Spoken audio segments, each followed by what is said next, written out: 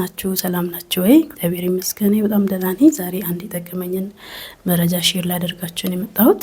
ከወለድኩኝ 2 ወሬ ነውና የጡቴ ወተት በጣም እየቀነሰ ያስቸግረኝ ስለነበር ምንድነው ማደርገው ብዬ በጣም ተጨንቄ ስለነበር አንዳንድ ነገር ጎግል አደረኩኝ፣ እንዲሁም ደግሞ ቪዲዮዎችን አየሁኝ።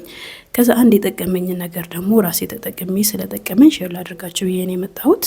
እሱ ምንድነው ያረጋችሁ ላይክ ያረጋችሁ ደግሞ እንድታበረታቱኝ እጠይቃችኋለሁ።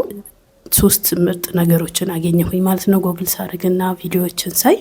አንደኛና የመጀመሪያው ነገር በቂ እንቅልፍ ማግኘት ነው፣ በቂ እረፍት ማድረግ ነው፣ ተመጣጣነ ምግብ መብላት ነው፣ በተቻለ መጠን ውሃ መጠጣት ነው።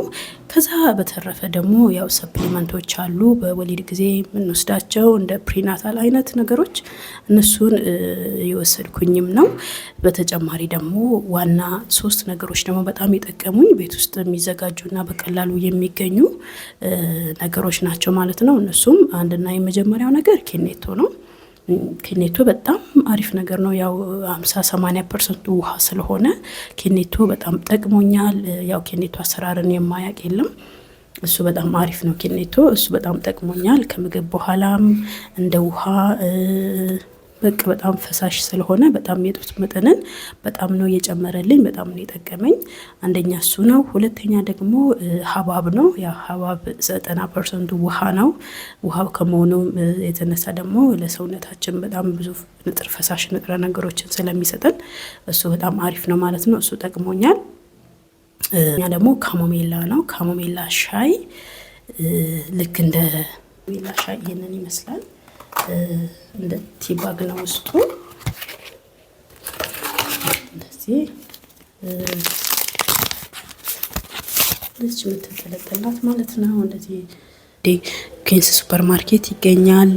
ሌላም ሱፐር ማርኬቶች ሊገኙ ይችላሉ። ይሄን እንደ ሻይ ከፈለጋችሁ ነው ስኳር የምትፈልጉ ከሆነ በስኳር ባዶንም እንደዚህ በሞቀ ውሃ መጠጣት ትችላላችሁ ማለት ነው። በጣም አሪፍ ነገር ናቸው። እኔ ጠቅሞኛል፣ ተጠቅሜያለሁ።